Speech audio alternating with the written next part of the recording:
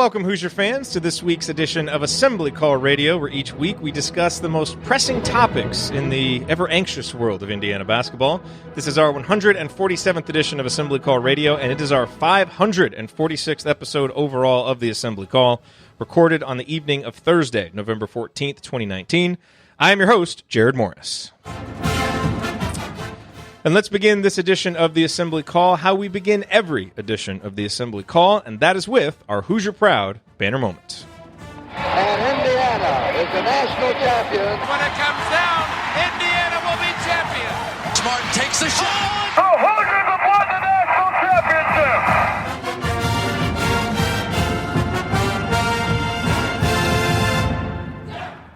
This week's banner moment occurred at 7:27 p.m. Central Time on Tuesday. That's when loyal ChatMobber and Tonsoni tailgater Richie Carter tweeted the following. Hey, Assembly Call, Archie is having a come-to-Jesus meeting in the huddle with the team. Arms are flying and the tie has been ripped off and thrown into the crowd. Cabby from Green and I are enjoying this in person. It didn't take many sideline shots on Tuesday night to know that Archie wasn't happy with what he was seeing from the Hoosiers. In fact, you probably didn't need any sideline shots. All of us who watched the bench or watched the defense and careless turnovers in the first half could see that the Hoosiers had brought their C- game to the arena. Against better competition, Indiana might have dug itself a massive early hole. You know, like the ones we got accustomed to seeing last year. And that's why seeing Archie blow a gasket, and more importantly, seeing his team respond to it, was so encouraging. Archie himself has admitted that he allowed too much substandard play to go on last season. He's mentioned that the awful home performance against Nebraska was a point at which he should have said enough was enough. But he didn't. And the poor starts and inconsistent play snowballed until he got fed up after the Minnesota game. The Hoosiers responded to play much better basketball thereafter, leaving everyone, including Archie, to wonder what might have been. And so that's why I was happy to see Archie in Game 3 not letting bad habits and lackadaisical play go unchallenged and uncorrected.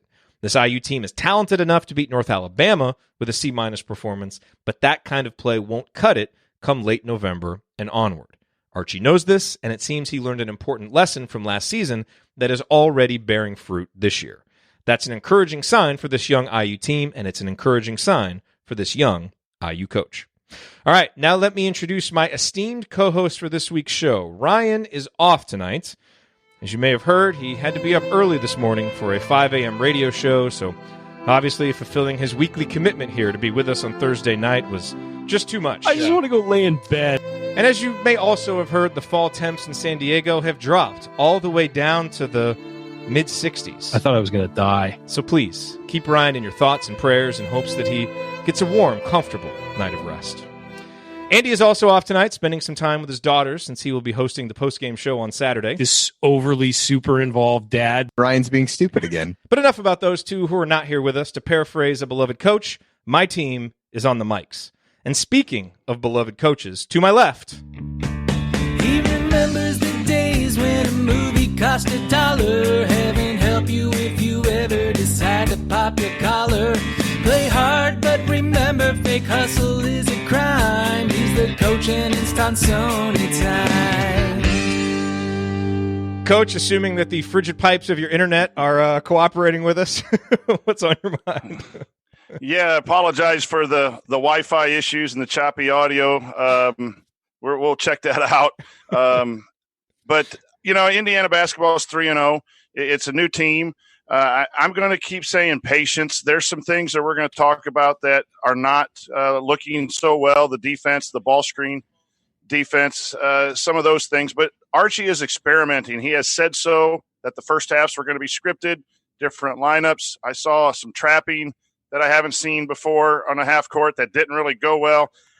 You do that when you can so that you can get stuff on film, analyze whether you want to continue doing stuff. And so we have to be a little bit patient with that, despite some of the concerns. Still 3-0 and more basketball to come. And to my right, straight out of the ChatMob, which, by the way, he has been privately lobbying to have rebranded as the ChadMob.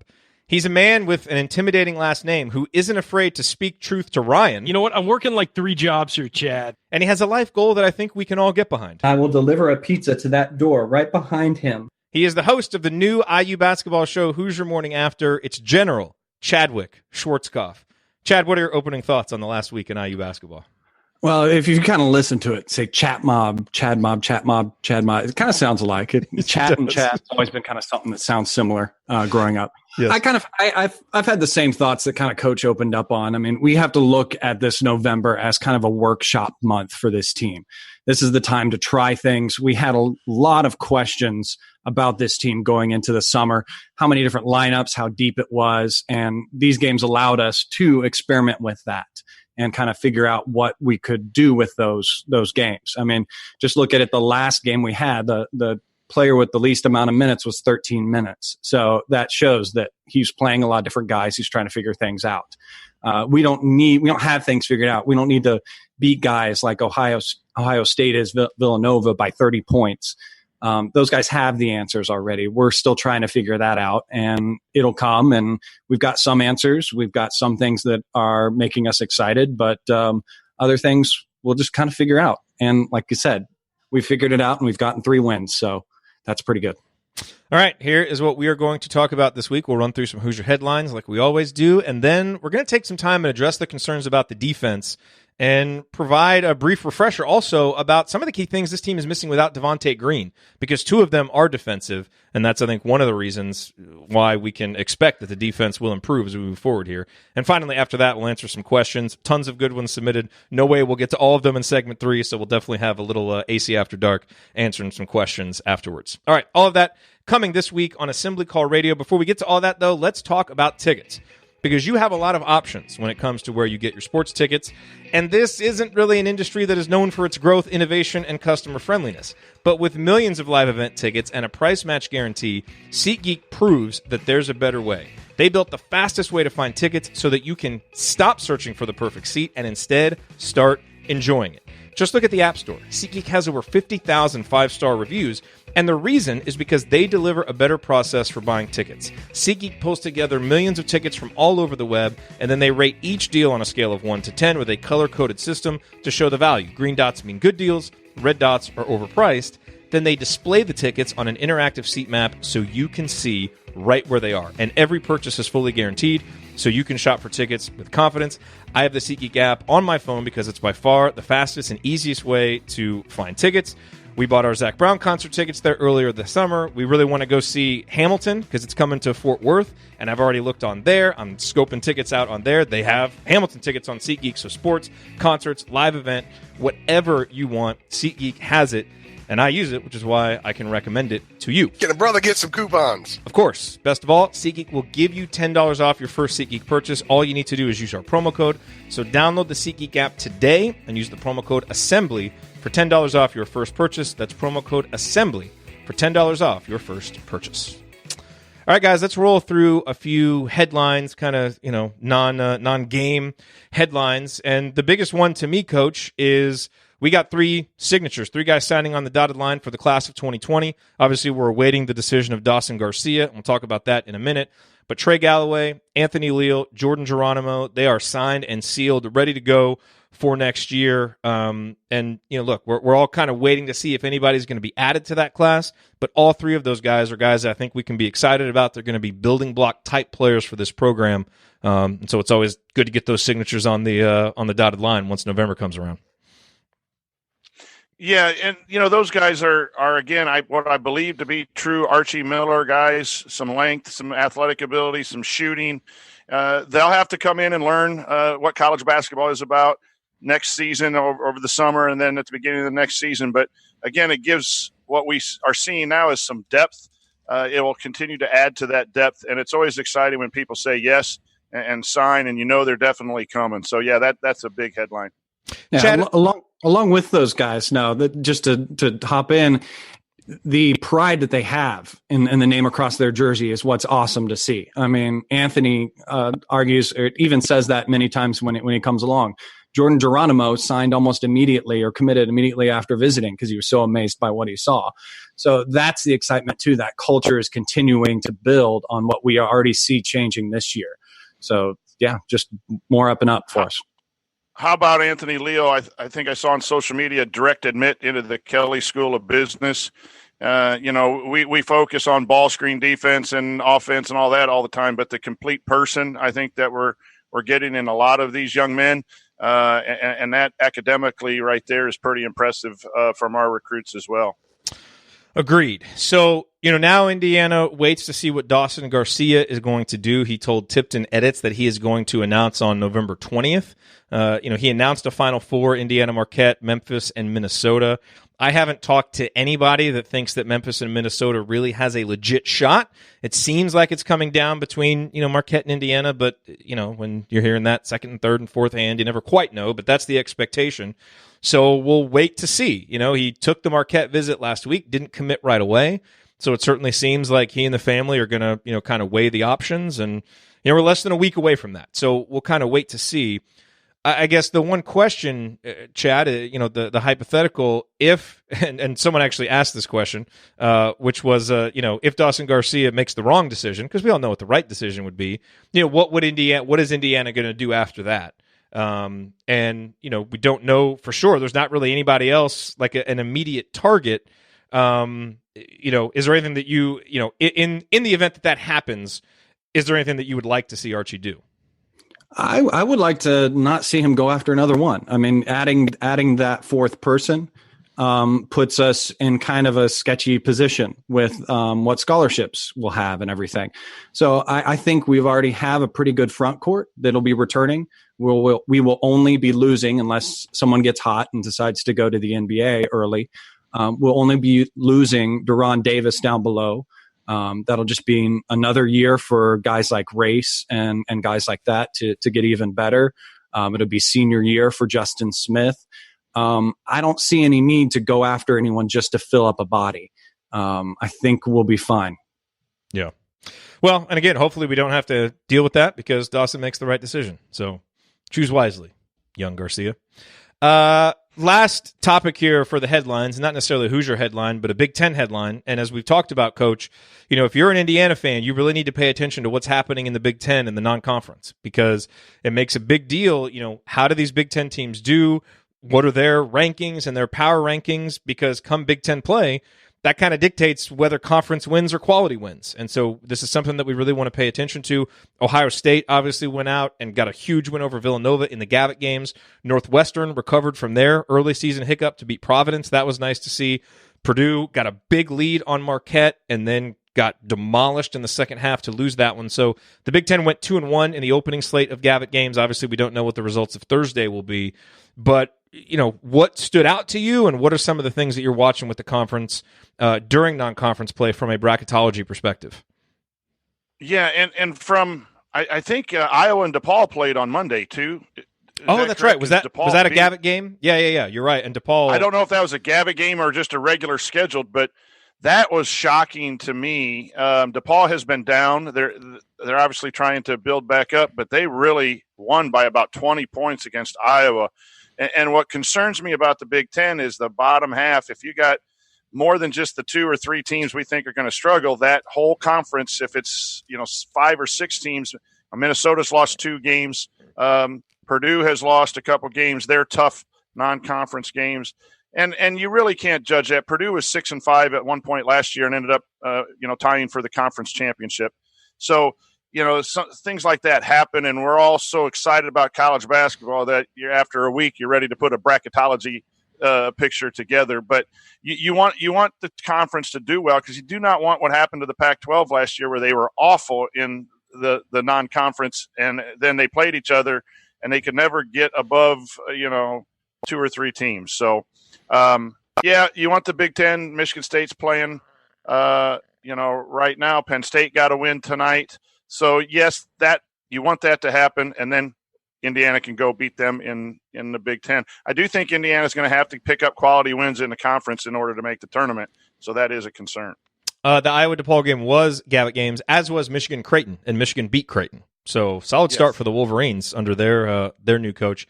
What are you watching kind of around the conference, Chad? Has anything kind of jumped out and surprised you? That was actually a question that we got from JD, which was, after a few nights of games, what Big Ten team are you at least open to reconsidering your preseason opinion on? Has anyone jumped out to you? Ohio State is going to be a little bit higher maybe than I thought. They looked pretty good in their games, playing some pretty fast ball. Obviously they played a very good team, so to to get a quality win like that early in the season when you're supposedly supposed to be trying to figure things out is always a nice thing to add on your resume. Villanova gets demolished by the Big Ten. They're lucky they're not in the Big Ten. I don't know if they'd win a game. But I mean, there were a few shocking losses on the lower end of the Big Ten that you don't want to see. Like Coach said, our resume only gets better with a stronger conference. So hopefully things pick up, and it's just maybe start of the season jitters for some of those lower teams, and things will get kind of evened out when we get into the real deep dive of the conference play. Yep. All right, guys, well, coming up, let's talk about defense, because according to Indiana's own coach, the defense has not been up to standard to start this season. It's been subpar. What specific areas are causing Indiana the most trouble, and are there reasons to expect the D to improve in time for December? We're going to talk about it. Stick with us on the Assembly Call.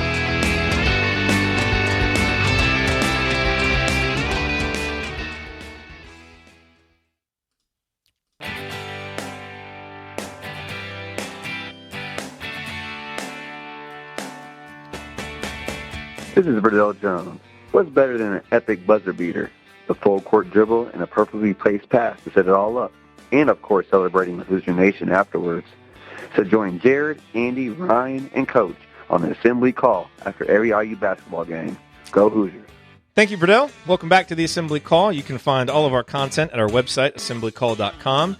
And if you ever want to join the chat mob during our unedited live broadcasts or watch those replays and see all the between segment banner, then check out our YouTube channel, youtube.com/assemblycall. I am Jerod Morris, here with Chad Schwartzkopf and the coach, Brian Tonsoni. And guys, let's talk about the defense, because, one of the biggest storylines, the most prominent storylines after the first three games has been subpar defense, to the point where the coach, in the last two press conferences has really called out his team for not playing good defense. And he's basically said, hey, if the defense doesn't get better, they're going to have a rude awakening, once they play, some tougher competition. And I think, the coach is echoing what a lot of us have seen. And I think when you juxtapose some of the defensive struggles early in these three games with a lot of the offseason talk about, hey, could this be a top 20 defense? Is this team going to, experience the year 3 bump in the pack line and all the things that we kind of thought we would see? It's a little bit concerning. Now, we don't want to overreact to it, but let's kind of take this opportunity to break down what the issues are and whether or not there are legitimate reasons to think that they can get corrected sooner rather than later.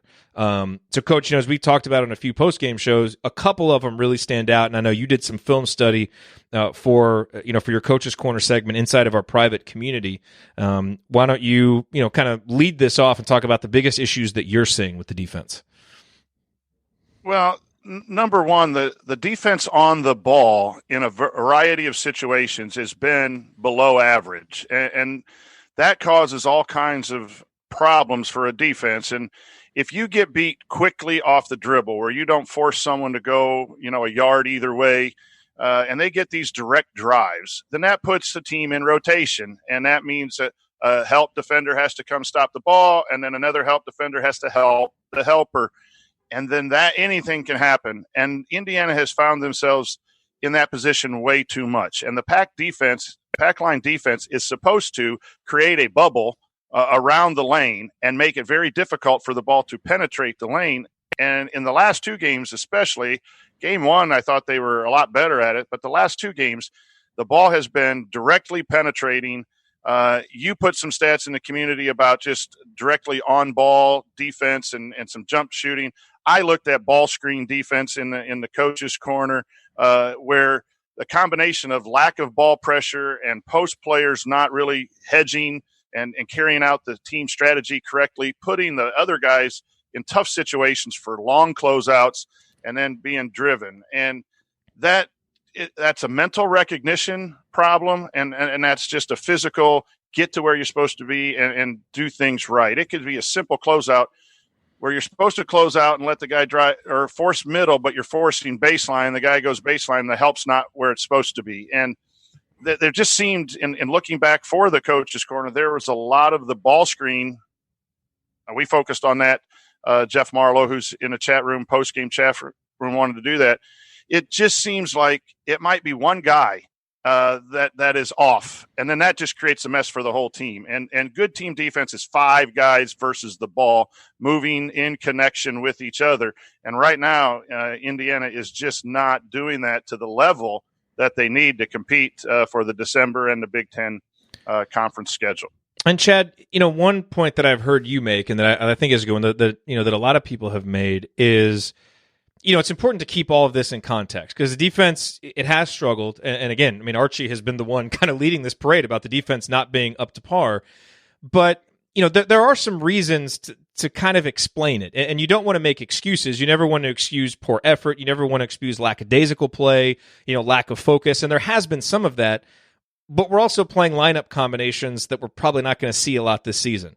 Rob Finney hasn't been at full strength, when he's been out there. Obviously Devonte Green hasn't played at all, which we're going to get to. So, there are some of these things that we've seen that I think do explain some of the struggles that as they normalize over the next few weeks, that should help the defense. And if some of the other stuff comes around with, some of the focus and the reasons why Archie was mad during the game, those things kind of coming back together, I think we'll start to see this defense play more cohesive and play better. Yeah, I mean, I think it's a matter of the rhythm, getting into the rhythm of it as well. I mean, a lot of the games and a lot of the struggles we've had defensively, we've seen it mostly in the first half. The team at least has shown that they can take some criticism, take a little bit of chewing out maybe from Mike Roberts or whoever it be at halftime, and they come out a little bit more aggressive. Speaking of all of our 4 games that we've been able to see, including our exhibition game, we had 12 steals. Then next game, we had 6 steals, then 4 steals, then 6 steals this past game. If you kind of go back and kind of litmus test, look at them just watching with the naked eye at these different games, the exhibition game, we were a lot more aggressive. Guys were digging on guys when they had it in the baseline. We were up on them a lot more than we have been in these past couple games. I don't know if that's a matter of us getting into that aggressiveness from the bat, but there has been a lack of attention to that from the start and consistency with that aggressiveness. Yeah, and a point that was made in the chat, and that's a good one, is there have been some of these lineups. You have 3 or 4 guys that are playing their first year in the pack line defense: Armon Franklin, Trace Jackson Davis, Jerome Hunter, Race Thompson. I mean, those guys have been, some of those guys have been around, Joey Brunk, but they may be playing their first year in this defense. But let's hold that thought because I want to come back to it. But Coach, one of the things that we've talked about on the postgame show and that has been most concerning to me is, one of the biggest culprits on a lot of the defensive issues has been Al Durham. And, look, he's a guy who, you look at, just the eye test watching him last year, the metrics, he was a good, solid defender. A guy that we talked about, usually did a pretty good job on the ball, would, kind of get lost a little bit sometimes when he was being run off screens, but was still a guy that we all had confidence in from a defensive standpoint. We've mentioned numerous times on the postgame show, specific instances of him not being able to contain the ball, getting screened and not being able to fight through a screen, and just looking at some of the numbers, they're not good. And, one thing that I saw, Coach, and I don't know if you saw this toward the end of the game, was, and this is toward the end of the North Alabama game, is it looked to me like Al was limping a little bit and kind of, reaching for the back of his leg. And look, we know that he was dealing with an injury as recently as a couple of weeks ago, and had to miss a little bit of time. And to me, I would not be surprised if he's not 100%. And I don't know. I've tried to find this out and I can't get confirmation on it. And, he's not a guy who's going to make excuses. And we know Indiana's never going to really be, fully forthright with a guy who's, who may be injured. I think he may be dealing with something physical because he doesn't seem to be moving as well as he usually does. And that would explain some of the issues that he's had because, we all love Al. Al has not been good on defense so far this year. That doesn't mean he isn't a good defender. And I think getting him back to 100% along with Rob and, of course, along with Devonte is really going to help. And, seeing that in the second half of the North Alabama game, and I don't know if anybody else saw it, but it kind of made sense for why he may be struggling a little bit with some of this stuff on defense. I'm not going to dismiss that as a possibility because if you're not at 100%, you're probably not going to play to your best ability on defense. But if anyone's been hurt and has that excuse, it's Rob Finney, and his numbers so far this season are a lot better than Al's numbers. and Finney Fair had point. the lower abdominal thing where he didn't even practice for 4 weeks. And we're counting on him to make big stops in these games to turn momentum around. So I don't know that I do understand the injury situation, but I think it's more of just out of position. And we think of position basketball or the 1, 2, 3, 4, and 5 on offense, but there's also a spot where you guard the best on defense. And I think a lot has been asked of El, and he's done a really good job filling in with our starting 2 guards hurt. El probably, if he is a starter, would be at the 3. And guarding a 3 is going to be different than guarding a point guard.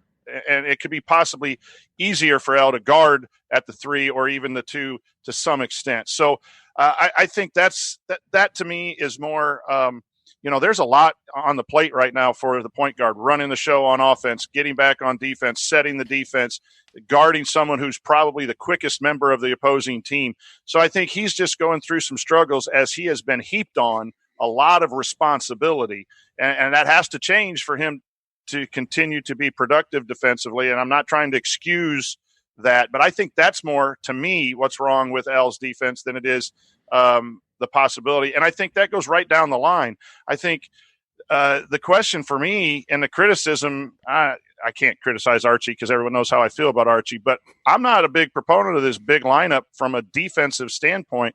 I think our 4s are struggling to guard the stretch 4s. And then when you get into some situations where you might have to help and X out, you find yourself a big on a 2 and you can't guard that as well. I just think we're better with Justin at the 4 and Race at the 4. Even Race is struggling guarding the bounce some from his position. So I just think it's a technique, and practice is so hard, guys, as a coach to simulate that. In practice, we have basically 4 post players going 5-on-5. How do you set up practice where you have 4 quick guys out there to simulate? And that's Archie's job. He's got to get it done. But it just comes down to having lots of reps, lots of game reps. And again, it's early in the season to get overly concerned. But I think all of that does play a role in where we're at defensively. Yeah, and look, there could be a little bit of noise in some of the early numbers. Indiana's absolutely getting killed on jump shots right now. There have been 31 jump shot attempts where basically Al, Rob, or Armand have been the defender on. And on those 31 attempts, 54 points have been scored, which is 1.74 points per possession, which is an insane number. For context, last year, Indiana gave up 829 points on 916 jump shots. That's 0.905 points per possession. And I think there's a couple things. Like, we've seen some poor closeouts, and we've seen some on-ball defense that isn't close enough and competitive enough. And so, guys have been a little bit too comfortable to make some tough shots. And there's also been kind of some tough shots made. So I think it's probably, again, I think there's some noise in the numbers, some issues just with lineups, coach, and guys playing a little bit out of position, and just some improvements that guys need to make, And so I think all of those things kind of explain what we've seen, and to a certain extent, it's been a perfect storm. But the other thing also is, Chad, I think people are getting a little tired of explaining it and all the context and the nuance. And it's like, when are we just going to play top 20 defense? We were promised a defensive program, a program that's going to hang its hat on defense. Why are we dealing with these issues 3 games into season number 3? And I get that. And I think that's why we all would like to see, coming out in this Troy game, this team coming out, with the lunch pails and the hard hats on and digging in and playing some real good defense. And hopefully whatever Archie said to him in the last game gets through, and we start to see a little bit more of that, even from some of the young guys, because that ultimately is what we need to see. That's what's going to create sustainable success under Archie Miller. Some of the offensive stuff, there's a little bit of fool's gold that's happened offensively so far this year. This team's got to play hard-nosed defense for 40 minutes to be as good as we think they can be. I'm going to be looking very closely at the first half of the Troy game. Whatever was said, again, taking off his sport jacket and yelling at them at halftime during the Alabama game, they came out while they shot really well in the first half and only made 5 field goals that whole second half. I remember kind of looking halfway towards the end of that half, and I was shocked that they only scored 11 points. So our defense got a lot better. And again, there's inexperience. Armand Franklin, while he has done very well for us, we still got to remember this is his first year. in this team and in this squad. There's little mistakes that you see from the eye that will get cleaned up and everything. And Coach, maybe you can talk to this. Al, probably part of his bad numbers, and maybe it's part of the injury that we've been talking about, but there were numerous times where he would come down to help and he would lose his man, and then a ball would get passed out to him. Is that something more of the pack line? Is he helping too much on that, or do you think it's just a matter of him losing his spot? The best thing any team can do is make good help decisions on defense. Bad help decisions put you in rotation. And Chad, I think you're right that, you find sometimes as a coach, players trying to do too much, which then make it look really bad. And again, not trying to find excuses here. But I do think some of that is the case. You do have Armand playing first college basketball, and we thought he would play 8 to 12 minutes. He's playing 26 minutes and learning on the fly. You have Rob, who's the best defensive player, not playing. And at some point, we can't sit here and just say injuries. This is a multi-year problem. It's just the guys on the floor have got to play better. Yeah. But I will say from a coach's standpoint, too, you do look at stats and you do look at the analytics, but there's stories within the stats. Like there were 2 possessions where Archie was trying to trap. I don't think it worked well. So that hurts your points per possession and your defensive efficiency, but he got it on film. He's going to evaluate it as his coaching decision. There are games that we call certain things at certain times, so we can go in at halftime and say, did this work? Did this not work? Here's what we want to eliminate. And that may throw the stats out of sync, right? And you don't want to play around and experiment too much and lose a game. But in November right now, when you have new players and you have new things, and so if, for instance, in that North Alabama game, the guards were getting open, the drives were there. So I wonder if Archie said, let's try something to see if we can't shut that down and put that in our toolbox for later, that if we are having a bad start, we could go here. Well, then that didn't work. And then go to that.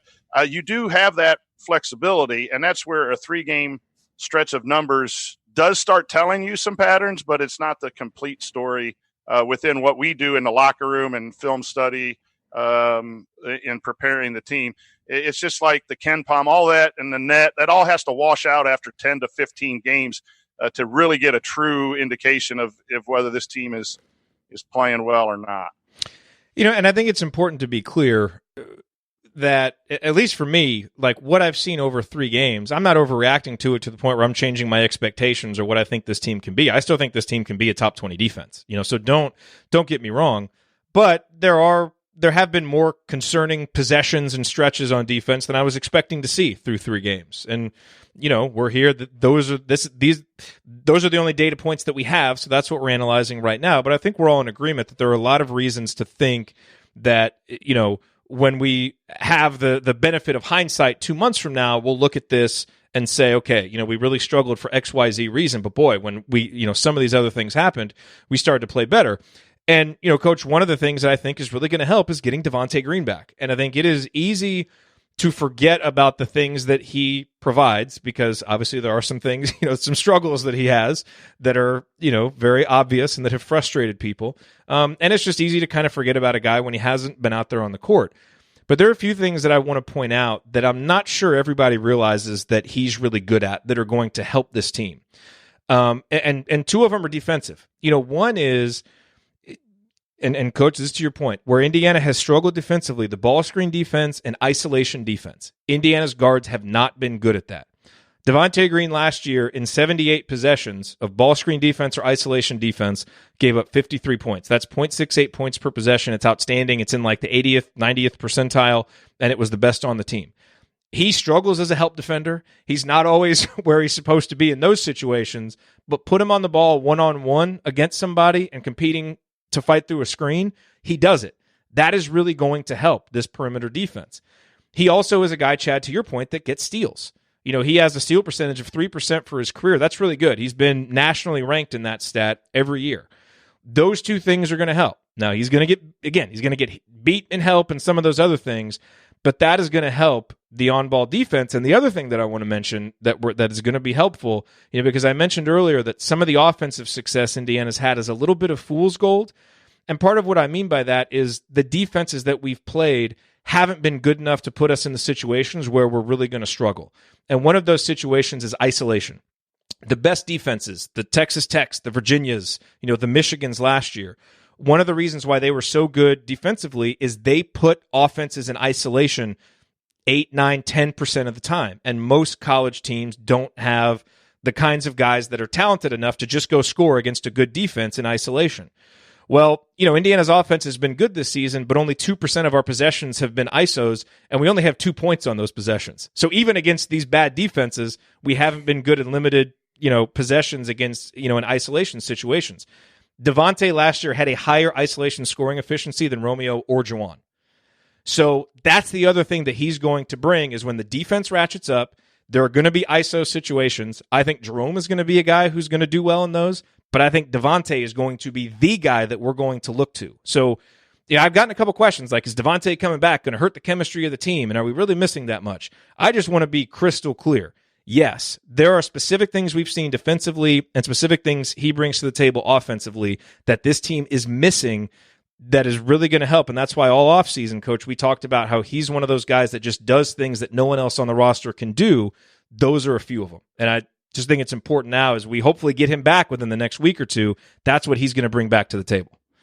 I think that speaks for itself. Good Devonte, even average Devonte is our starting two guard. And Rob is our starting point guard, and neither of those two have started a game. And I think that obviously hurts your defense.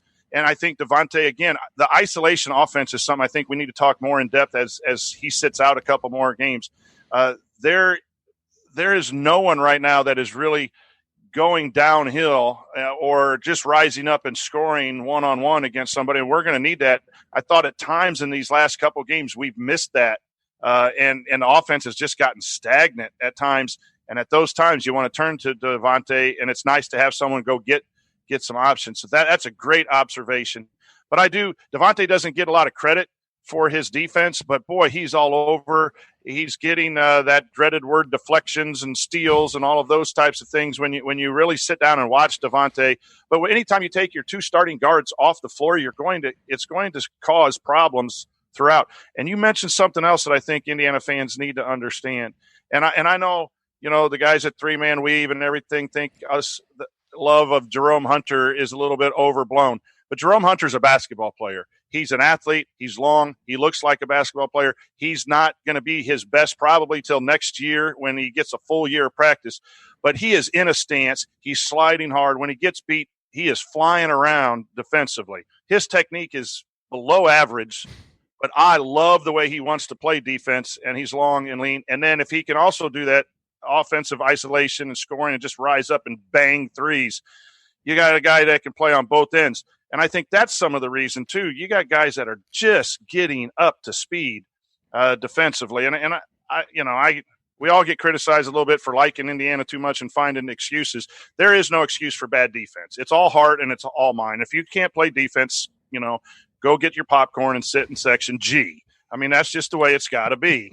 And so there's no excuse for these first 3 games. It's despicable, but it's understandable. And that's the point I think we're trying to make. Spitting mad rhymes, coaches. That was great. Chad, why don't you take the defensive guy. You got to play defense. I agree with you. You got to want to do it a little more, whether you're a new guy or not.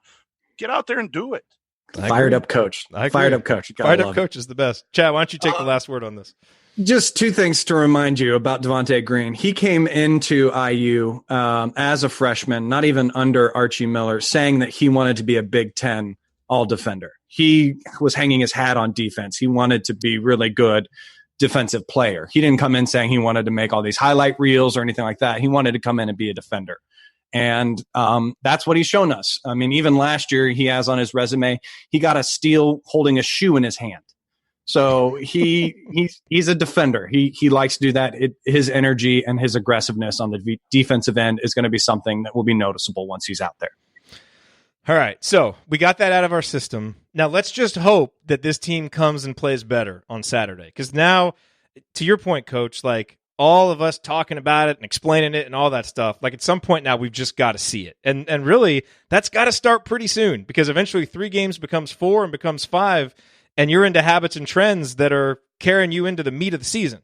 So it really needs to start on Saturday, I think. And so hopefully that's what we see. Hopefully. All right. Coming up in our third segment, we're going to answer your questions, including the much anticipated mediocre question of the week. And then a bunch of other ones. You guys sent in a ton of questions. We'll get to as many of them as we can. Stick with us on the Assembly Call, because we're doing that next.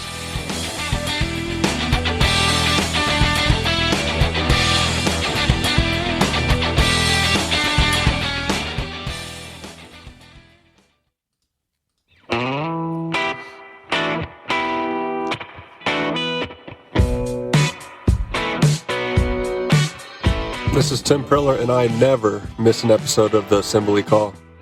Thanks, Tim. Welcome back to the Assembly Call. I'm Jerod Morris here with Chad Schwartzkopf and the coach, Brian Tonsoni.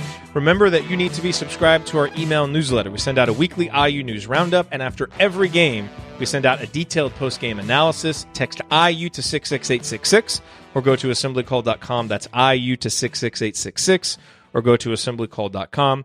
Time now for the mailbag. A ton of good questions. They were all submitted via our private IU basketball discussion community, which you can learn more about and join at assemblycall.com/community. Get weekly Coaches Corner videos, which are fantastic.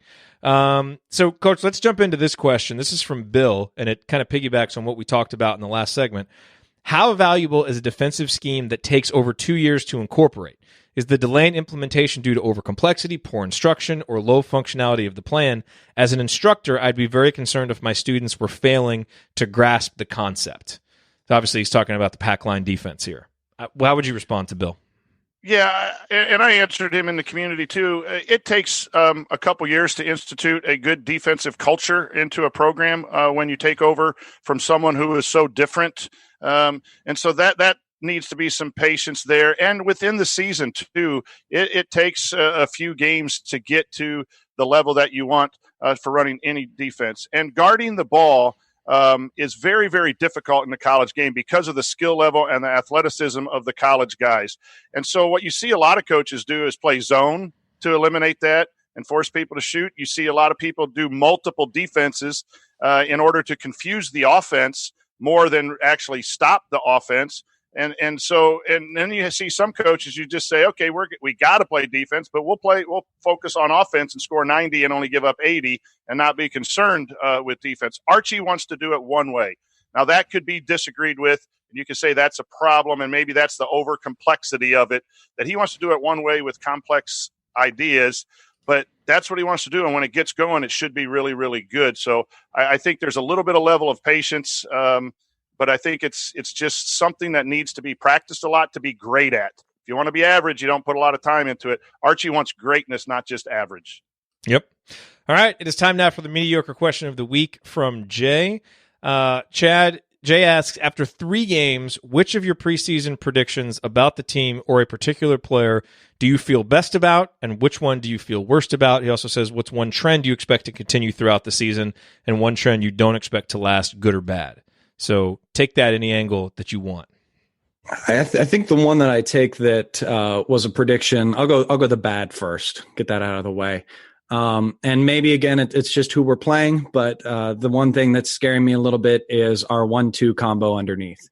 I think we really kind of was hoping for Duran and Joey to kind of come in and be those solid guys underneath, giving the big minutes for us. But I don't think we've really seen that yet from either of them. Again, once we get into the Big Ten, I think it'll change. They'll be a little bit matched up against bigger guys, be able to bang in with them, and do things a lot better. I mean, Joey's been doing a lot of having a lot of minutes, but he's not showing up as big on the stat sheet. But I believe that might just be a thing if he's doing more McRoberts types of things for us out there. As far as things that are kind of sustaining and staying the same. Rob, I think, is kind of, while he is injured, but he is kind of coming out and showing that he's going to be that leader that we all kind of expect him to be. He, in the last game specifically, came in and kind of calmed the team and refocused us, and was really kind of, as the announcers like to say so many times, was the catalyst of this team. And he is continuing to do that and show that he can be that kind of player for us. Yeah. Coach, what is it for you? Which maybe preseason predictions do you feel best about? or maybe a trend that you've seen that you expect to continue or not? I'm going to turn Jay's mediocre question into one of positive. I think Rob's done a good job. He's averaging over 5 assists. He's had some turnovers, but being injured, I was really nervous about his production, and I think he is getting back to normal quicker than I thought he would. So that's a trend in the right direction there. And Trace Jackson Davis has, I think, averaging 8 rebounds and his scoring and free throw shooting. I think that was one of the predictions that Jay asked us about, and we were a little skeptical about how much those averages would be. And I think he's playing better than expected. So, and then we just got to say, free throws. Wow, 76% for the team. That's a great trend. And I think we've talked about the concerning trend possibly with the defense. I will say one trend that I expect to continue is Jerome and Race being a dynamite combination together. I think those two guys really play well together and complement each other well. And I think, who starts a game, it's important, but, obviously what's more important is who ends a game. But, for this program, let's get off to good starts for goodness sake. So I think that is important. And I actually like Joey Brunk as a guy who starts and gives you energy, gives you some toughness at the beginning of games. So, and I say that to say, I think Jerome and Race probably are going to be guys coming off the bench for most of the season. And I just think those guys together with Jerome, once he made that first 3-pointer, he has just been so just locked in offensively. I mean, he is just a scorer. The guy is wired to score. He's versatile. I think he's going to be really important for this team in so many different matchups because of what he does. And Race Thompson just comes in and gives you toughness and gives you rebounds. And I think those two guys coming off the bench are going to be huge. And so that's a trend that we've seen, and it feels like each game we've gotten reasons to be more encouraged by each one of them. And again, I know it's only 3 games, and so with Jerome, we've got to make sure that he stays healthy. And obviously with Race, we've got to see what it looks like against more competent big guys. But I've seen enough to really think that early trend is going to continue. Let's go with Patrick's question, Coach. Do you think the offensive improvement is sustainable against better competition? Because Indiana's offensive numbers have been really good. Obviously, the defenses that we've been playing have not. I think for me, you definitely need Devonte back in order for it to continue to be solid against better teams. I think we've been able to take advantage of size and some quickness inside and some ability to pressure and get some easy baskets against these teams. And that's good for a start. And I do like the free throw numbers. I do like all of that stuff, but we're going to need someone that can break someone down. I think we're going to need Jerome to keep averaging 10 to 13 points a game. He's close to averaging that right now. I think we're going to need those things against the Florida States, the Notre Dames in the non-conference and the Big Ten. So I am a little worried about the stagnant offense sometimes in that big man lineup. And that's my only disagreement with the program is the big lineup is just sludging things down on both sides of the ball, at least from my vantage point here in the recliner. Coach, Chad, you go. Yeah, I think once we kind of narrow down on the good lineups and we can start building chemistry from those. I mean, like you kind of mentioned before. I mean, my favorite lineup currently right now is involved with Jerome, Justin, Trace, Rob, and eventually Al right now, but will eventually be Green once he's healthy. And once you can narrow on those, it'll get. The offense will just build from there. Again, Jerome is feeling a little bit better. A lot of those shots are rolling. The bounces are going better for him, and it'll just get better as we continue. Yeah, and to the point that you made, Coach, I think some of it is sustainable. I think Al's consistent approach offensively, that's been great to see because that's not something he's had, and I think it's a real sign of maturity from him. And I think, we haven't really seen Duran get going offensively, and he's been a major catalyst for this team offensively every year he's been in the program. And we know, the kind of impact that Devonte has. And so I think when he comes back, that's really going to help too. So there are some things like we talked about, they haven't been put in certain situations so far. So you should be wary about that. We'll have to see how they approach that, but they're also going to be getting reinforcements back with Devonte Green. So I think that obviously will help them sustain it as much as they can. All right, that is going to have to do it for us on this week's edition of the Assembly Call. If you want to see us do the show live, join us at assemblycall.com on Thursday nights for the live broadcast of our Assembly Call radio recording. And don't forget to go to assemblycall.com or text IU to 66866 to join our free email newsletter. Special thanks to Bob Thompson for producing a lot of the music that you hear on the show, and thank you for listening. We will be back to talk with you on Saturday after the IU Troy game. Until then, take it from me, Jordan Halls. Keep your elbow in and your eyes on the rim. And go Hoosiers. Thank everybody for coming out. All right, I got to get out of here, folks. Thank you.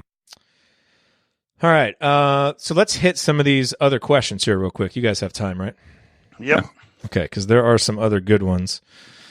Okay, we hit that one. Okay, so Phil said, Jerome looks like he can fill it up from outside. Justin Smith looks like he could be a star. What will it take to get them over the hump in terms of consistency?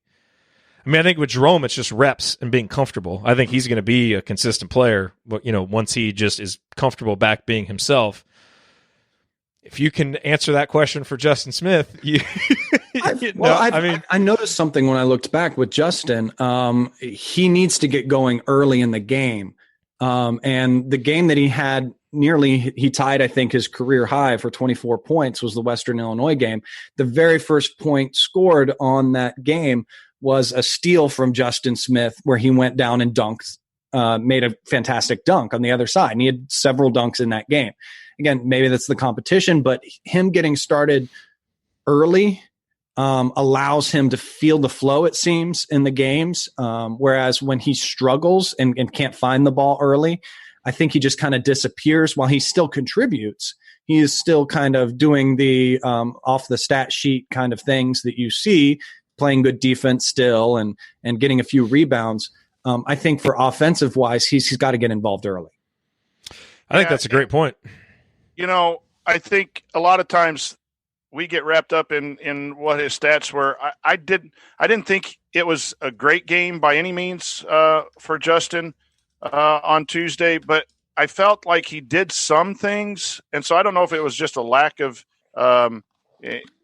I don't think it was that lack of engagement for me. And once I started watching the tape again to get some stuff for Coach's Corner, I thought a little bit better about his game. But here's the thing, too, that coaches, there are players that you count on and they're consistent. And then there are players that are really good. And when they're going really good, you use them. And when they're not going good, you got to be able to have someone fill in for them. And I think as the year goes on, I think Justin, unless he finds that consistency, will be one of those, shaking pops up. When it's shaken up and it sprays out, you're going to use them. If not, you're going to keep the top on it, and you'll play race or you'll play someone else. And that's what depth affords Archie Miller. But I don't know that you can consistently say he's going to get you 20 points a night and be that go-to guy. I think Devonte's that guy, Rob's that guy, and Jerome, whenever he can get up to speed, will be more likely to be those kinds of offensive guys. And so you can't have perfect guys on a 13-man roster all the time. You just got to, Jerod said it, as a coach, you got to put people in the right positions to succeed. And Archie's going to have to figure out what that means for Justin. Was it a 3, the 4, scoring, not scoring? But he's a guy you use. When he's going well, you use him. And I don't know how you motivate him though too. I mean, that's another question too. When he isn't getting it going, how do you get him going? You can't use the bench because I don't think that works with him. I think he gets down on himself more when he. But it works for the team. If you're engaged, you're going to help the team. If you're not engaged, I don't. If it doesn't work for you, I don't care. We need someone who is engaged in the game. Oh, you definitely sub him out. Yeah, but and he's just, you got to play outside your personality. When you cross that red line that's around the court in Assembly Hall, you've got to fight your personality, and you just got to keep talking to a young man like that. Fight your personality. You're not fighting your personality. There you go. You're going to have to sit, and it either clicks or it doesn't click. And so far this year, it's been a lot better overall. But yeah, I just think he needs to play the 4. Well, I know. I mean, I think Indiana's best lineups are probably there. I don't know that is his preference, but he's also going to have to do it. I mean, back to the question, what will it take to get them over the hump in terms of consistency? I mean, I think for Justin, if having a roster full of guys behind him that can take those minutes doesn't work, I don't know what will. And look, we say all this on the heels of him playing overall 3 really good games. Like, he's been better this year. He's showing signs, like that episode that we had 4 or 5 weeks ago where it's like, which path is he taking? Is he going down the Charlie Miller path, or is he going down the Daryl Thomas path, of guys that really got better their last couple of years? So far, he's taken the good path. So hopefully that continues. But, I think if having Race and Jerome and all these capable guys to take his minutes doesn't do it, nothing will. I mean, if you're a player and the bench doesn't motivate you, that's kind of seems like it's got to be the ultimate motivator if you're able to be motivated. Okay, so here's my point where he's best, and again, I will always defer to Archie, but if he's playing 24 minutes at the 3, we are going to have 3 players on the court that can't shoot threes. Yeah. And so then it's Devonte and Rob, and that does not stretch the floor. And you can say he's better there, and he likes to play there, and he wants to play there, and you want to get your best players in at the 4 and the 5. But you have 60% of your offense that cannot shoot threes.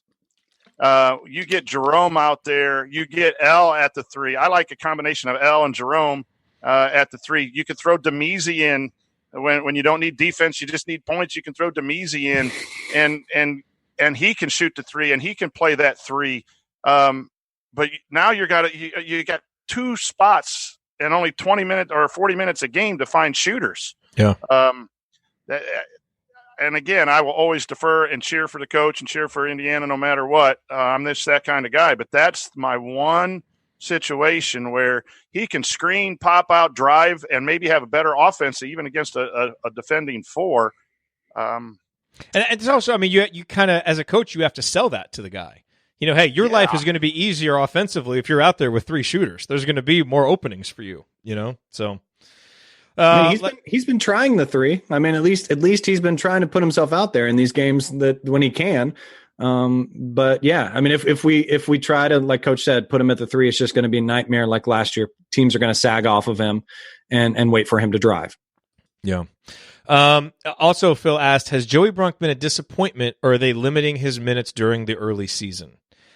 So the way that I would answer this is I think Joey Brunk, to me, he's only been a disappointment if your expectations were too high based on what he had been at Butler. And maybe that is the fault of, podcasts and media that got overly excited about his commitment. But I don't really think so, because I think his commitment was an important one, and some of the things that everybody talked about him bringing, the leadership and the toughness and all those things, he's brought that stuff. It's just when the games start, you don't necessarily see it in the box score. And I think, Coach, to the point you made on the postgame show, they were really doing some things with hedging ball screens, and he was, either he was getting out of position or they were putting him in positions to not look very good. But we haven't really seen him make a huge impact on offense, but we haven't really seen any of the post guys make a huge impact on offense. Otherwise, to me, he's been the guy that he was at Butler, and I think he's played tough. I think he's played hard, and I think he's done some of the things that you expected. So, no, to me, he hasn't been a disappointment. He's been, for the most part, what I thought he would be and that I think he will be. And I don't see him as a guy that's going to be playing 20-plus minutes. I think I like him as a starter. I think he brings you good toughness to start a game, good leadership to start a game, and then you pick your spots with him from there. But to me, he hasn't been a disappointment. Man, the ChatMob is perfectly on this one, Jerod. Joey Brunk was brought in not to get stats and not to be a KenPom superstar. Joey Brunk was brought in to bring toughness to the program. Archie was not happy with the competitiveness and toughness of a talented group last year to overcome some adversity. Joey Brunk was come in, and he has been dominating that locker room. He was not known as a good defender at Butler, not known as a good rebounder. I really like his effort defensively. His technique, not so much. I really like his effort going after rebounds. He's not explosive. He's not getting up off the ground above the rim type of rebounder, but he will give everything because he loves wearing the Indiana uniform and the candy stripes, and that is what this program has needed. And so Joey Brunk will go down not for any stats or not for anything visually pleasing, but he is needed out there for 12 to 18 minutes to be that guy to make sure Indiana's playing the right way, at least effort and hustle-wise. And I don't think there's been any question of Indiana basketball, effort, attitude, anything. It's just been technique that has been poor in some areas, I think, for the most part. And I think that's Joey's thing. And Joey Brunk's Joey Brunk, and you just got to love him for, that junkyard mentality. Chad, are you on board with that too? Yeah, I mean that gave me the biggest hope in the postseason was hearing that story that we all heard of them playing a little pickup ball with each other and everything, and the guys kind of started to kind of dwindle, and one guy was headed towards the door at the end of it, and Joey ran across and closed the door and said, "No, we didn't go hard enough, we didn't go long enough, and we didn't go long enough. We're going to keep playing."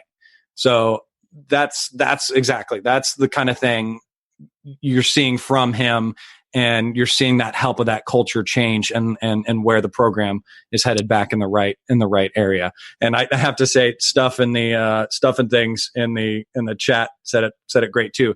We'd love to just see him wear out Matt Harms, and that's enough for him. Yes, definitely wear out Matt Harms. That'd be great. I'm going to do that after a post-game show sometime. Just, hey, this wasn't good enough. We're staying here. We're doing it again. We're running it back. Jerod, and this is a good point too. And Joel says the whole show and no mention of race. So I'll Joel. Yeah, that's race to me. You mentioned race. He needs to play more minutes. Yeah, I agree. I'll just bring that up. I think Race has earned more minutes. And again, not being overly critical, but man, if you play that hard and you rebound like that, I don't know how many. I tried to divide up the minutes the other day. There's a discussion in the chat room about how many minutes the guards would play. And boy, it's not easy when you got 11 players. And you want your better players around 28 to 34 minutes because they're your best players. But if you do that, the other guys don't get a whole lot. It's not easy to divide that up. But, boy, I like Race a lot. And I think once he learns how to guard the bounce, then he'll be able to even play even more. I like Joel's filling in for Ryan tonight where he's not listening or paying attention to the show. We talked about Race. There have been a few mentions. Joel's probably had a couple bourbons. Yeah. Come on, Joel. he and Steph and things are in there going back and forth a little bit. Okay. So we probably should have hit this before, but I think this is a good question from Patrick. Justin Smith's effort gets discussed here often, and rightly so. Can you talk about the difference between engaged and production with Justin? Well, he may not have been productive last game. After rewatching, he was engaged thoroughly, active hands, feet moving on defense, blocking out, etc. And I agree with that. Like I kind of felt we were pretty harsh against Al and Justin, I thought, on the post-game show. Some of it I thought was warranted, and some of it I thought, upon reflection and kind of restudying it, maybe we were a little bit too harsh on those guys. I always try and kind of reflect and see what we did right, what we got wrong. But I think he makes a good point about Justin here. And it sounds like you saw the same thing, Coach. Yeah. We as fans look at the box score, that production, and there are different ways you can be productive as a basketball player without filling the box score. And you add that to expectation of Justin being one of our leading scorer. Without Devonte in, he doesn't take but 2 or 3 shots, only scores 3 or 4 or 5 points, and you think it's a bad game. But when you went back and looked at it, he was, I thought, engaged. There weren't a lot of those moments where he was just aloof on the court. I did think there were a few more than in game 1 and game 2 in the exhibitions. But it wasn't one of those where I would say that, okay, he was, where everyone got mad last year and Justin shouldn't be playing type of games. So, yeah, it's tough sometimes when the box score numbers aren't there. I think that immediate reaction, watching it live and then looking at the box score, we all do that. And so I think I agree that Justin was engaged. He just didn't have the production. And it's important for him, and it's important for an older guy that the floor performance for you raises. Like everybody's going to have some bad games, and I think North Alabama was a bad game for junior year Justin Smith, but it showed growth because his bad games before, you're just like, oh my goodness, And so I think that in and of itself shows some improvement from him. And that's what we're looking for from these guys. You're not expecting perfection, but that's what's rewarding about being a fan is you just see guys grow and get a little bit better, and you just see that steady improvement. And I think we're seeing that from him. Well, the bar is set really high for Justin. We all as fans have seen his potential for a long time, and we've been excited and been wanting so desperately to see him do well. And I think part of that reaction to this past game is the fact that he came out this season pretty hot and doing a lot of great things. And so we're excited for what could be and can be and has been a little bit this season already with him. So a slump on the stat sheet on one game has us rolling our eyes again and frustrated. But we have to, like we have drilled here, he look off of that and look and see what he's doing that's not showing up in the numbers. Let me ask you guys this quick question. Sorry to jump in here, but when you watch a game, are you guilty, as I am guilty, that you want the game over in the first 4 minutes and you want absolute perfect basketball, and at the 8-minute mark or the 10-minute mark and you're only up 3 against North Alabama, you're like, oh my gosh, here we go again. And that's why I stay off Twitter, because I don't want to comment after first 10 minutes, but my heart is racing like, oh, what's the post-game show going to be like, if we get beat by North Alabama? And that negative narrative football narrative starting to creep in with basketball as well. And then I say, take a deep breath, be patient. Next thing you know, we win by 26.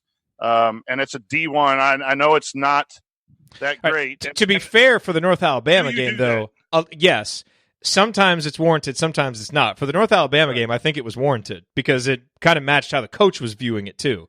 And, something had to happen for it to change.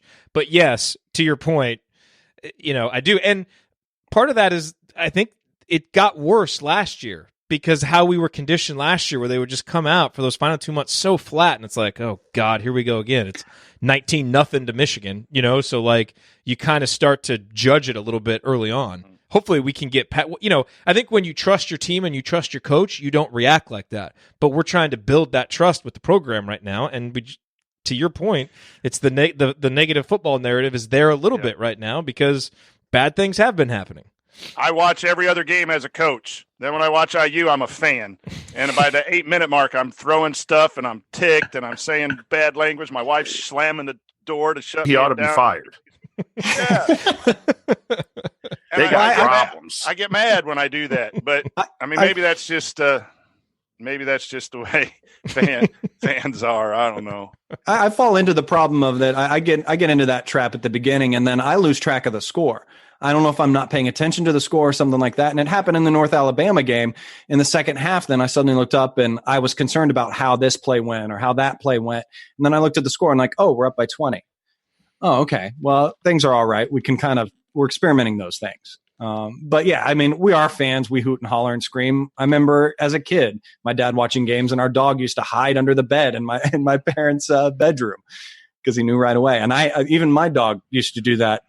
When I'd watch it, he'd stand in the kitchen. He'd kind of look kind of scary-eyed at me. I don't know if I'm looking more intense than I normally do at the TV watching the games. It's how we are as fans, I think. I have gotten better over the years, though. I used to be horrible in game, screaming and yelling.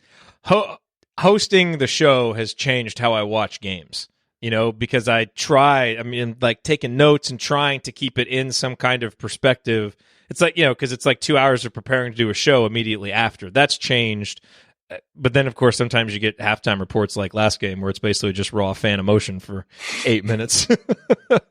But, sometimes the play warrants that. Okay, we got a few more to hit here. From Max, when we played in tight games last year in crunch time, the ball was obviously going to Romeo, Juwan, and at times Devonte.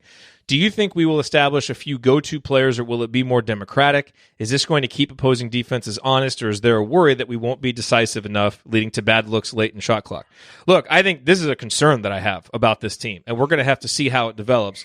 We covered this a little bit earlier, that I think Devonte is going to be, your go-to guy when you need a guy to go get a shot. I think Jerome can also be that guy because he has a high enough release and is tall enough. He can get his shot in a lot of different situations, and he can do it inside and out. Outside of that, I think, someone mentioned earlier that Rob is the best playmaker, and he is, but that's getting a shot for another guy. Rob's not always going to be able to get his own shot.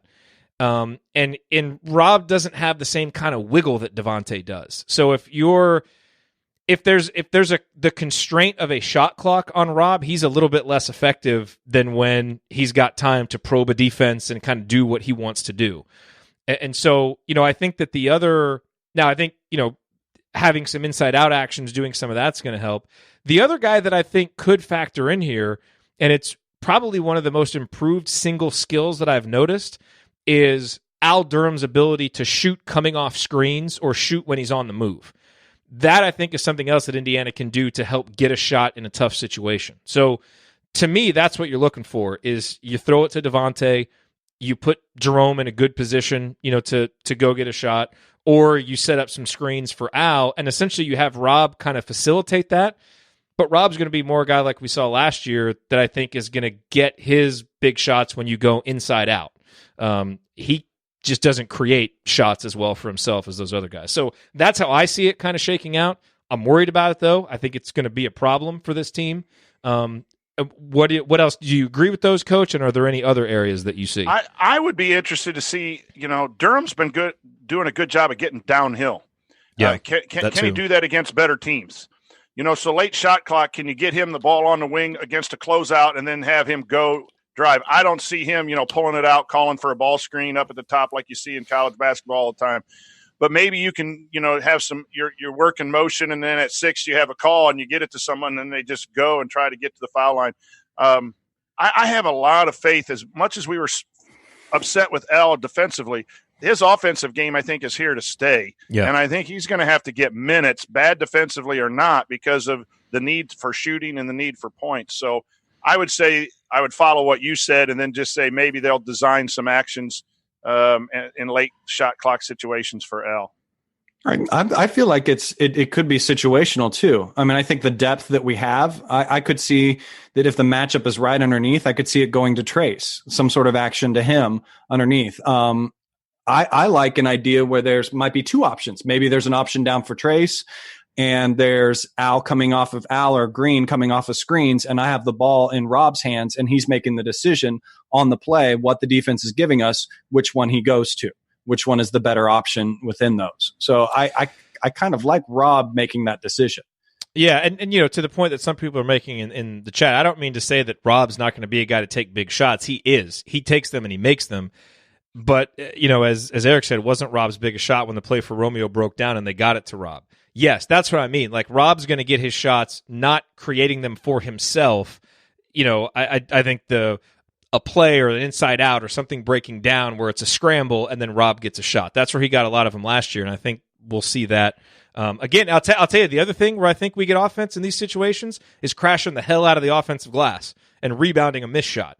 I think that is also another place where we can get offense in these situations because Trace is going to be good at it. Justin's going to be good at it. Race will be good at it. So these guys that can't create shot and you're not going to set anything up for them, go crash the glass. And now if you're getting 35, 40% of those rebounds back off the misses, that's going to help you, again, the shot volume that we've talked about. I will say this about Rob, because I do agree with you. Usually you want a guy attacking the rim that has length. That's the Romeo, that's the Jerome. And so Rob attacking, can he get a shot off late shot clock where it's going to be contested? He's got a nice hop back shot game. He does. And that could be a late shot clock too, where you put him in a ball screen or you isolate him and he drives hard and he can hop back and shot fake, get fouled or shoot. So, there's some things that might not be atypical. You usually put the ball in your point guard's hand and call for a ball screen and see what happens. But Archie may have to get creative, but that's where Rob would fit in that late game. But that's where normally Jerome and Al and Devonte with more of a little waggle to their games and downhill games you would go to. But don't sell short. Rob keeps impressing me. Yeah. I didn't think he was going to be ready until Christmas time last year. He came out from the start. He guards. Once he gets his handle back, the turnovers will drop. I just really think that's an unsung college hero that no one's looking at, that is going to be at the end of his 4 years something spectacular that we're really going to miss after he goes. I just really like his demeanor, his attitude. And so, sometimes you don't have the skills to get that shot off late, but you have the fight. And he'll find his way to get something done. You might see that as well. Well said. And finally, Scott has a player comp here. He says, hey, Ryan, although Ryan's not on the show, although Jerome is a bit bigger from the little we've seen, player comp Maurice Creek. I'm not really seeing the Maurice Creek player comp. I mean, in terms of a guy that can step out and make shots and has kind of an assassin's mentality as a shooter, I think we're seeing some of that from Jerome, and we certainly saw that from Maurice. But I think, Jerome's ability to go in the post and some of his versatility, it's some of the other things I don't really see a whole lot of comparison there. And, dear Lord, in terms of, availability for his career, let's hope that, there's not a comparison there. So I can kind of see where you might go with that one, but that's not a player comp that I would really buy into. He's going to be a guy that's going to be able to, and we've seen it a little bit, like you said, we haven't seen many players at IU that can possibly or should be able to shoot it at 3 so much, and then that are great backing up players in the post. And he shows that he likes to do that. And if he's on the 3 and he's backing up another 3 on another team, that's going to be an easy basket for him each time. So, I don't know who I would comp him with, honestly. We just haven't seen him enough. There are shades of Brian Evans in his game. There are things he does that reminds me of Brian Evans. Again, none of these player comps are perfect. And then I think he's a really unique player, actually. That's the thing. Like I love the skill set that he brings. And so if we can just see it fully developed and fully healthy, I think we're going to see something really special in him, which is what everybody was telling us before last season. So, I'm excited about him. All right. Great questions, everybody. Thank you for sending all those questions in. Oh, wait, except for Jay's. His was that question sucks. Yeah, but iffy. Yeah, Jeff said Christian Watford. Christian Watford's another good comp for Jerome. It's not bad. Yeah, that is a good one. I don't know that Christian necessarily had the back to the basket game that it seems like Jerome has, but again, there's no perfect player comps. I think you start combining all those, but when you start mentioning names like Brian Evans and Christian Watford and Maurice Creek, it shows you the kind of offensive talent we're talking about with Jerome Hunter, because he's reminding people of some of the most talented offensive players we've seen. So that's a good thing. Does he just not look like a basketball player when he's out there? Just the way his uniform hangs on him, his length, it's just like... And his mentality.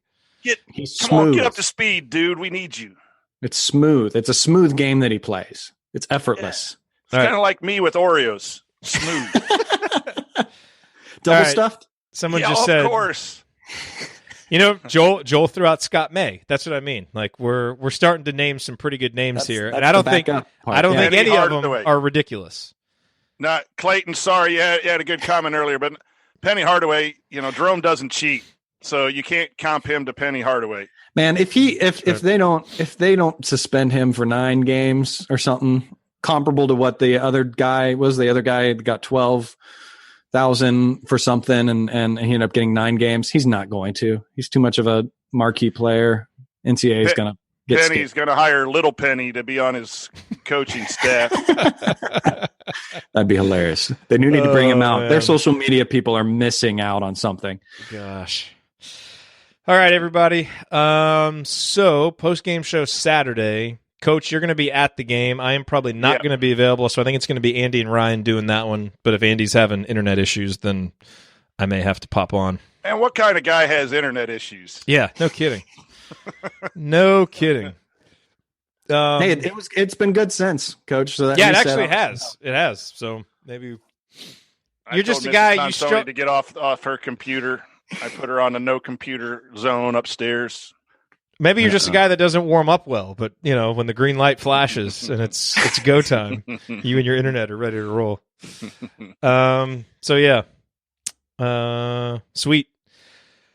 Enjoy the rest of your night, your Friday, and to everybody who's going to the Hoosier Hysterics event, have an awesome time. Send pictures. Lucky dogs. Let them know that the Assembly Call folks are there in spirit. Wish we could be there in person. How long is that event? When's that event get over? I don't know. I mean, I would imagine it'll be going on for at least a couple of hours. And, my guess is that there will be people hanging around for a while because they're going to start watching the IU Penn State game there. Yeah. So, I would, if you can get in town by like 2 or 3, I would go. People are saying 3 hours in the chat. Yeah. Yeah. So, try to go. I know that. I don't know if I'm going right away and watch. I can't get down there till about 12:30 or 1 and go watch the football game somewhere, or stay home, watch the football game, and then go to Bloomington. Now, you're going to Tough when Indiana decisions, upsets Penn State, you're going to want to be in Bloomington to celebrate with everybody. I might go jump on the goalpost if they As beat Penn well State. You should.